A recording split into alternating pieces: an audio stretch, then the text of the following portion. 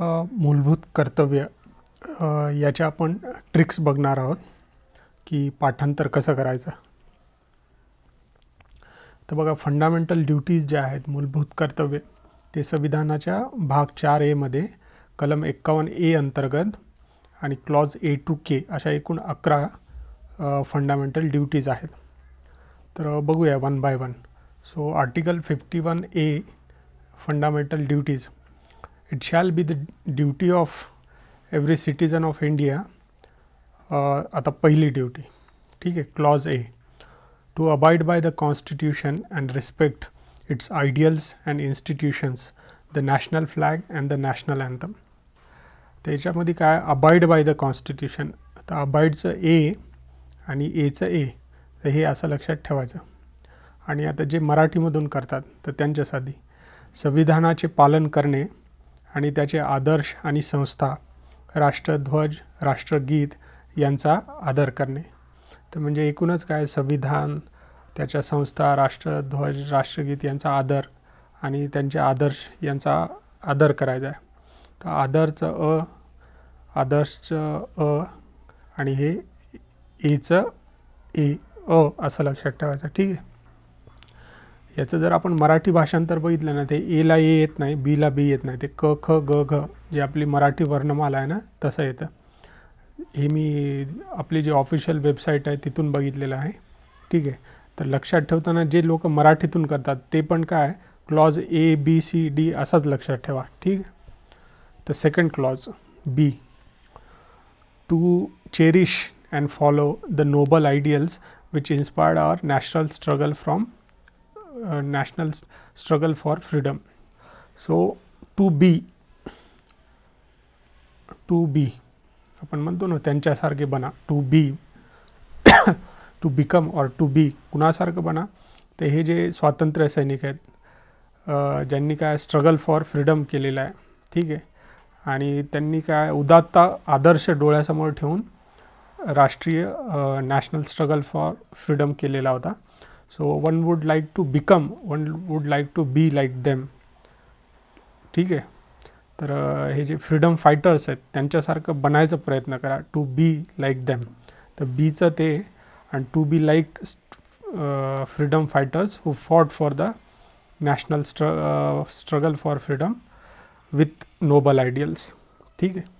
आता मराठीमध्ये बघा, ज्यामुळे आपल्या राष्ट्रीय स्वातंत्र्य लढ्यास स्फूर्ती मिळाली त्या उदात्त आदर्शांची जोपासना करून त्यांचे अनुसरण करणे. म्हणजे उदात्त आदर्शांची जोपासना करून जे स्वातंत्र्य सैनिक लढले स्वातंत्र्यासाठी, त्या स्वातंत्र्य सैनिकासारखे बना, टू बी लाईक देम. तर बीला बी, ठीक आहे.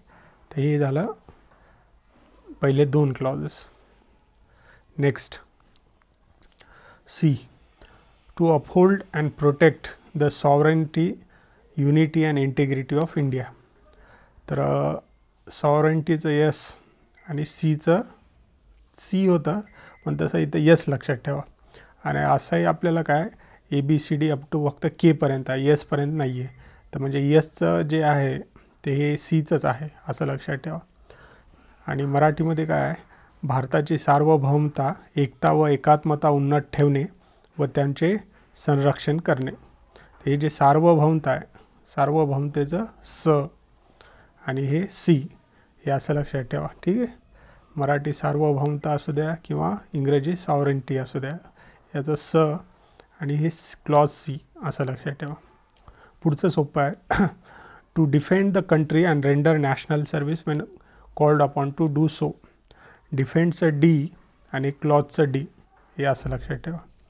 आणि मराठीमध्ये काय, देशाचे संरक्षण करणे म्हणजे तेच डिफेन्स करणे व आव्हान केले जाईल तेव्हा राष्ट्रीय सेवा बजावणे, ठीक आहे. संरक्षणालाच काय इंग्रजीमध्ये डिफेन्स असं पण म्हणतात, ठीक आहे. तर हे जर डीचं डी लक्षात ठेवा. आता इथे बघा, नॅशनल सर्व्हिसला मी इथे अंडरलाईन केलेलं आहे. तर त्याचं कारण आहे, कधी कधी आयोग काय याच्यावरती प्रश्न विचारतो, परंतु इथे नॅशनलच्या ऐवजी सोशल सर्व्हिस करतो, सामाजिक सेवा. तर घाई गडबडीमध्ये सोडवायचा जर प्रयत्न केला तर हे चुकू शकतं. तर हे लक्षात ठेवा, इथं नॅशनल सर्व्हिस शब्दप्रयोग आहे, राष्ट्रीय सेवा. सोशल सर्व्हिस किंवा सामाजिक सेवा असा शब्द नाही आहे. पुढचा क्लॉज ई. आता बघा हे क्लॉजच एवढा मोठा आहे, तर ई काय लक्षात ठेवायचं, एटसेट्रा एटसेट्रा, मराठीमध्ये काय इत्यादी इत्यादी. ठीक आहे. तर काय करायचं आपल्याला, to promote harmony and the spirit of common brotherhood amongst all the people of Indian of the India, transcending religious, linguistic and regional or sectional diversities. म्हणजे इतक्या प्रकारच्या डायव्हर्सिटीज आहेत बघा, रिलिजियस, लिंग्विस्टिक, रिजनल, सेक्शनल, म्हणजे etcetera etcetera. या diversity असून देखील will have to promote the harmony and spirit of common brotherhood amongst all the people of India. ते हे असं एटसेट्रा एटसेट्रा इथं लक्षात ठेवा. तेच मराठीमध्ये पण काय की हे जे भेद आहेत, कुठले भेद, धार्मिक, भाषिक, प्रादेशिक, वर्गीय, म्हणजे काय इत्यादी इत्यादी, या भेदांच्या पलीकडे जाऊन आपल्याला भारतातील सर्व जनतेमध्ये काय करायचं आहे, सामंजस्य व बंधुभाव वाढीला लावायचा आहे.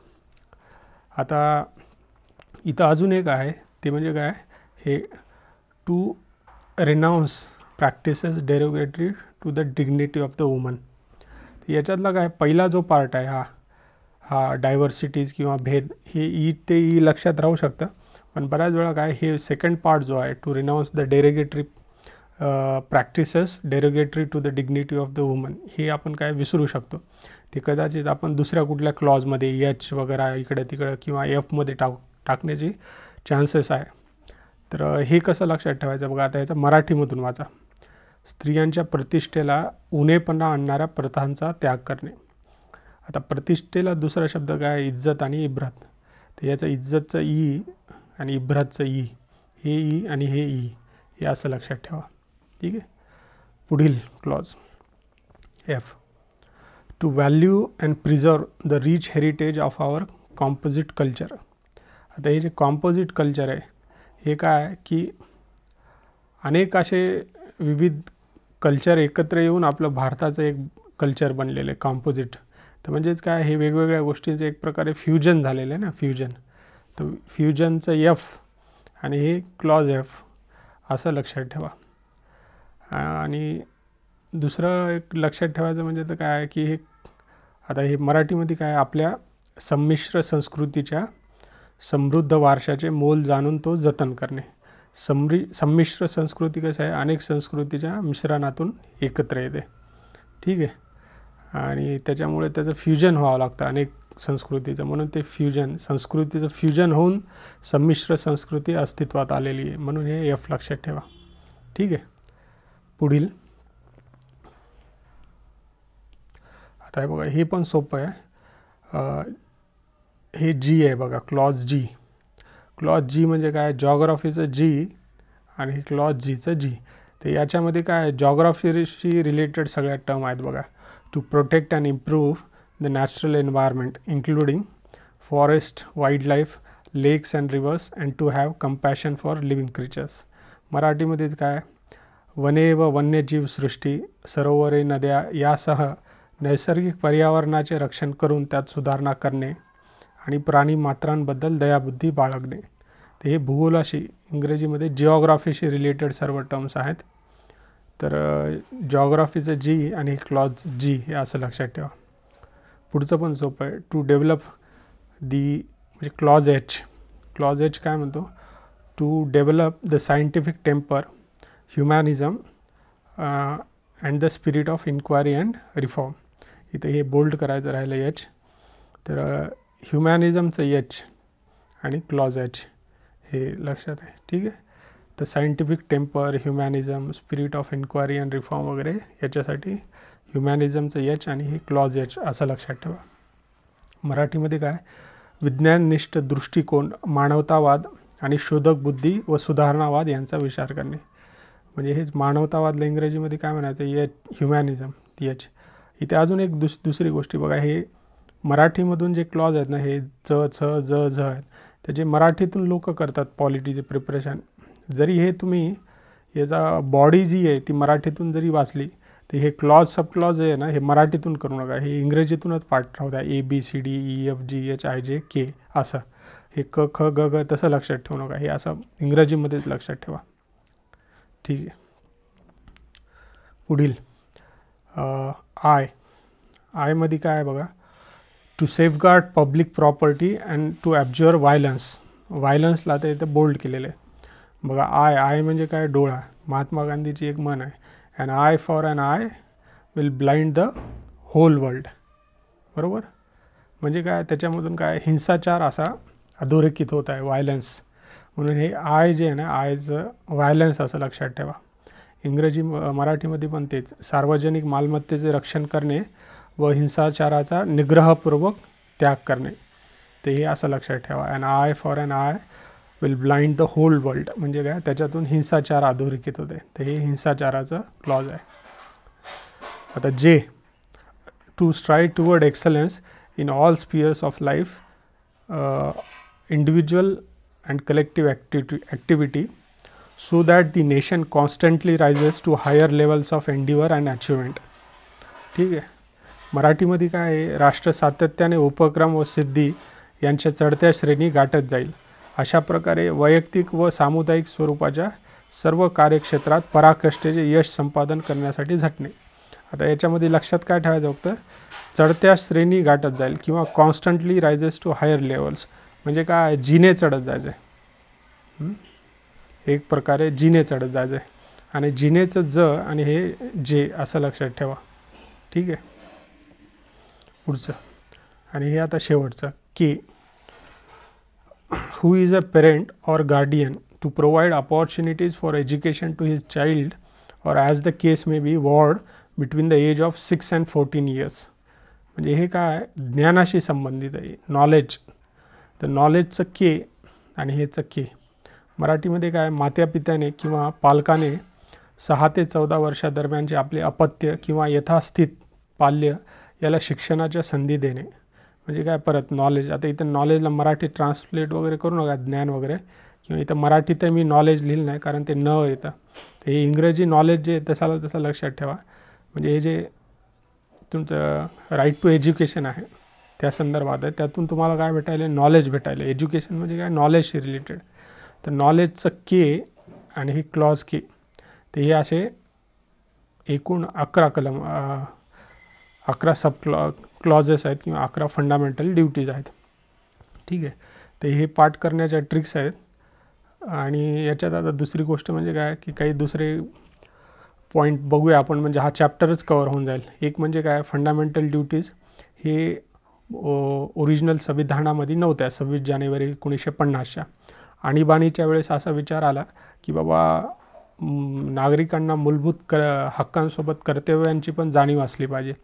त्यासाठी काय, सरदार स्वरण सिंग यांच्या अध्यक्षतेखाली एक कमिटी बसवण्यात आली आणि त्या कमिटीने किती 8 रिकमेंडेशन दिले आणि ते संसदेकडे पाठवले. मग संसदेने त्याच्यात विचार विनिमय करून 8च्या ऐवजी किती केले, 10 फंडामेंटल ड्युटी सांगितली. विशेष म्हणजे काय, त्यांनी कर लावणे ही देखील एक, किंवा कर भरणे ही देखील एक फंडामेंटल ड्युटी सजेस्ट केली होती, पण ती संसदेने मान्य केली नाही. तसेच एखादी फंडामेंटल ड्युटी जर एखादं मूलभूत कर्तव्य नागरिक पार पाडत नसेल तर त्यासाठी त्याला पेनाल्टी, दंड लावण्याची तरतूदही शासन करू शकेल, असं सरदार स्वरण सिंग यांनी त्यांच्या अहवालात सांगितलं होतं. परंतु तशी काही तरतूद संसदेने, ज्यांनी ही घटना दुरुस्ती विधेयक पास केलं, तसं काही केलं नाही. ठीक आहे. ते असे एकूण 10 क्लॉज A to J जे आहेत ते 10 जे आहेत, 42वी घटना दुरुस्ती 1976, 42nd कॉन्स्टिट्युशनल अमेंडमेंट ॲक्ट 1976. आणि नंतर हे जे के आहे हे 86वी घटना दुरुस्ती 2002, 86th कॉन्स्टिट्युशनल अमेंडमेंट ॲक्ट 2002. या अन्वयी हे जे फंडामेंटल ड्युटी आहे ही समाविष्ट करण्यात आली. आता मला कॉमेंट बॉक्समध्ये कॉमेंट करून सांगा की ही जी पर्टिक्युलर फंडामेंटल ड्युटी आहे याचा समावेश तर 2002 साली झाला, परंतु ही अंमलात कधी आली, याच तारखेला आली, याच्यानंतरच्या कधी तारखेला आली, आणि तसं असेल तर ती तारीख कुठली. ठीक आहे. अजून दुसरी याच्यात लक्षात ठेवण्याची गोष्ट म्हणजे काय, की सुप्रीम कोर्टाने एक निर्णय दिलेला आहे बघा. जर सुप्रीम कोर्टाला वाटलं की एखादा कायदा जरी तो आर्टिकल 14 किंवा 19 फंडामेंटल राईट्स आर्टिकल 14 आणि 19 यांच्या तरतुदीशी विसंगत जरी असेल, परंतु सुप्रीम कोर्टला असं वाटलं की तो फंडामेंटल ड्युटी यांची अंमलबजावणी करण्यासाठी तो बनवला गेलेला आहे, सबस्टॅन्शियली त्यांना असं दिसून येत आहे, तर तो कायदा तो असंवैधानिक ठरवणार नाही. आपल्याला माहिती आहे आर्टिकल 13 किंवा बेसिक स्ट्रक्चर्स केशवानंद भारती याच्या अन्वये काय आहे की एखादा कायदा हा मूलभूत हक्कांच्या विसंगत किंवा संविधानाचं मूलभूत संरचना याच्या विसंगत जर असेल तर तो असंवैधानिक ठरतो. परंतु काही त्याला एक्सेप्शन्स आहेत, जसं की directive principles of state policy याच्यामधलं काय आर्टिकल 39 BC या तरतुदीला जर तो त्या तरतुदींसाठी तो जर कायदा बनवला गेला असेल तर तो कायदा ग्राह्य धरण्यात येतो. अगदी तसंच सुप्रीम कोर्टाने हे पण सांगितलेलं आहे की त्यांना जर असं वाटलं की या कायद्यामुळे काही फंडामेंटल ड्युटीला त्याच्या तरतुदी लागू करण्यात येऊ शकतात राज्यसंस्थेद्वारे, तर जरी तो मूलभूत हक्कांशी विसंगत जरी असला तरी तो असंवैधानिक ठरवला जाणार नाही. ठीक आहे, ही एक गोष्ट. त्याच्यानंतर काय 1999 साली एक वर्मा कमिटी बसवण्यात आली होती. त्यांना विचारलं होतं मॅन्डेट, त्या कमिटीचं मॅन्डेट असं होतं की हा जो चॅप्टर आहे चॅप्टर 4A आर्टिकल 51A आणि त्या अंतर्गत येणाऱ्या 11 फंडामेंटल ड्युटीज याच्यात काही बदलाव करायच्यात का किंवा ते अंमलबजावणी आणण्यासाठी पुरेशा तरतुदी आहेत का. तर त्या वर्मा कमिटीने सांगितलं हो त्यामध्ये काही बदल करण्याची गरज नाही, आपल्याकडे ऑलरेडी IPC आहे, CRPC आहे, परत काही आपण कायदे पण पास केलेले आहेत, तर त्याच्यामध्ये कुठलीही काय बदल वगैरे करायची काही गरज नाही. ठीक आहे, तर एकंदरीत आपण फंडामेंटल ड्युटीज पार्ट कशा करायच्या त्याच्या ट्रिक्स पण बघितलेल्या आहेत आणि हा चॅप्टर पण कवर केलेला आहे. एकदा क्विक रिवाईज करू. नॉलेजचं K आणि क्लॉजचं K हे इथं जीने चढत जायचं तर त्याचं ज आणि हे चढत्या श्रेणी. त्याच्यानंतर हिंसाचारासाठी काय आणि I फॉर एन आय, तर आय लक्षात ठेवा. त्यानंतर जॉग्राफीचं G आणि क्लॉज G याच्यात जॉग्राफीशी रिलेटेड सर्व टर्म्स. त्याच्यानंतर ह्युमॅनिझमचं H आणि क्लॉज H हे. त्यानंतर Fमध्ये काय फ्युजन झालेलं आहे अनेक संस्कृतीचं, संमिश्र संस्कृती काय अनेक संस्कृतीचं फ्युजन होऊन तयार झालेली आहे. त्याच्यानंतर E इत्यादी इत्यादी. तसंच स्त्रियांच्या प्रतिष्ठेला म्हणजे इज्जत इब्रितीला उणेपणा आणायचा नाही, तर त्याचं E आणि ते E. त्याच्यानंतर हे D डिफेंड. C म्हणजे काय सार्वभौमता आणि सॉव्हर्निटी. आणि B म्हणजे काय to be like the freedom fighters. A म्हणजे काय to abide by the constitution.